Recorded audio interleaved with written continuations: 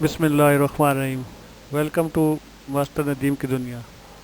आज का topic consignment accounts के बारे में है। सबसे पहले मैं आपको अपने चैनल में खुश आमदीद कहता हूँ। आज का हमारा लेसन कंसाइनमेंट अकाउंट्स के बारे में है। तो लेसन शुरू करते हैं। कंसाइनमेंट में आमतौर पर तीन पार्टियाँ होती हैं। नंबर 1 कंसाइनर, नंबर 2 कंसाइनी और नंबर 3 कंसाइनमेंट। कंसाइनर ये मालिक होता है जो अपना माल या गुड्स सेल करने के लिए कंसाइनी को सेंड करता है। दूसरी पार्टी इसमें कंसाइनमेंट होती है। ये वो सामान या गुड्स होते हैं जो सेल करने के लिए भेजा जाता है। इस प्रोसेस का तीसरा फर्द कंसाइनी होता है। ये एजेंट होता है जो सामान या गुड्स को सेल करता है और अपना कमीशन वसूल करता है। अब एक बुनियादी सवाल पैदा होता है कि कंसाइनमेंट और सेल में क्या फ़र्क है। कंसाइनमेंट में मलकियत यानी ओनरशिप कंसाइनी को ट्रांसफ़र नहीं होती, जबकि सेल के दौरान ये परचेज़ करने वाले को यानी परचेज़र को ट्रांसफ़र कर दी जाती है। यानी कंसाइनमेंट में मलकियत ट्रांसफ़र नहीं होती और सेल में मलकियत ट्रांसफ़र हो जाती है। अब दूसरा मरहला शुरू होता है कि कंसाइनमेंट अकाउंट बनाने में कौन कौन सी एंट्री की जाती हैं। इसमें सबसे पहले नंबर 1 है when goods are sent to consignee. तो इस तरह एंट्री की जाती है कंसाइनमेंट डेबिट और goods sent on consignment credit. दूसरी एंट्री कि जब एक्सपेंसेस जो है कंसाइनर पे करता है तो उस सूरत में एंट्री की जाती है consignment debit to bank credit. तीसरी एंट्री जब कंसाइनी की तरफ से कुछ एडवांस ज़मानत के तौर पर कंसाइनर वसूल करता है तो उस वक्त एंट्री होती है बैंक या बिल रिसीवेबल को डेबिट किया जाता है और कंसाइनी को क्रेडिट किया जाता है। चौथी एंट्री जब कंसाइनी सामान को सेल कर देता है तो उस वक्त ये एंट्री होती है कंसाइनी टू कंसाइनमेंट।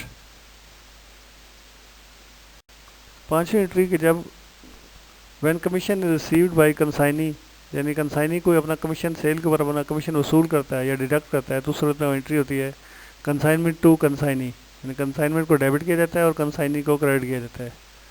कमीशन दो तरह का हो सकता है। एक नॉर्मल कमीशन जैसे 5% ऑन सेल वगैरह निकाला जाता है, जिसको सेल को परसेंटेज के साथ मल्टीप्लाई करने से निकाला जाता है। मसलन अगर कमीशन 5% है तो सेल की वैल्यू मल्टीप्लाई 5 डिवाइड बाई 100 करेंगे। कमीशन की दूसरी किस्म डेलकर रेयर कमीशन है होता है जो कि परसेंटेज की शक्ल में ही दिया जाता है, जैसे 7.5% या कुछ। जब ये दोनों कमीशन दिए जाएं तो इन दोनों को ऐड करके कैलकुलेट कर लिया जाता है, जैसे sale multiply 5 plus 7.5 divide by 100। यानी दोनों कमीशन प्लस करेंगे 7.5 प्लस 5 ये हो जाएगा 12.5 और सेल को मल्टीप्लाई करेंगे 12.5 से डिवाइड करेंगे 100 से। ये जो वैल्यू निकलेगी ये कमीशन की टोटल वैल्यू होगी।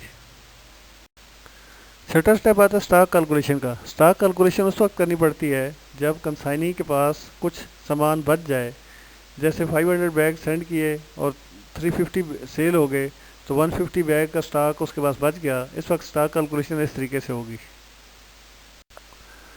सबसे पहले स्टॉक वैल्यू ऑफ स्टॉक निकालेंगे कि 150 bags multiply value of one bag suppose 500 है तो ये 75,000 आ जाएगी, plus proportion of direct expenses.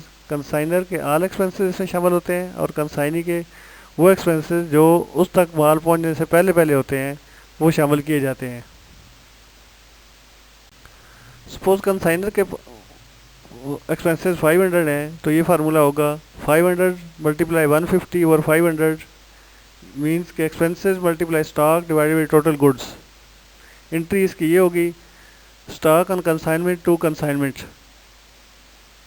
इसके बाद कंसाइनमेंट अकाउंट बनाया जाता है जिससे कंसाइनमेंट का प्रॉफिट या लॉस पता चलता है। प्रॉफिट हो तो एंट्री की जाती है consignment to profit and loss account.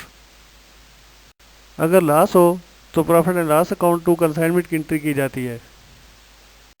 उम्मीद है आज का लेसन आपके लिए हेल्पफुल होगा। कुछ मज़ीद पूछना हो तो कमेंट में टाइप करें।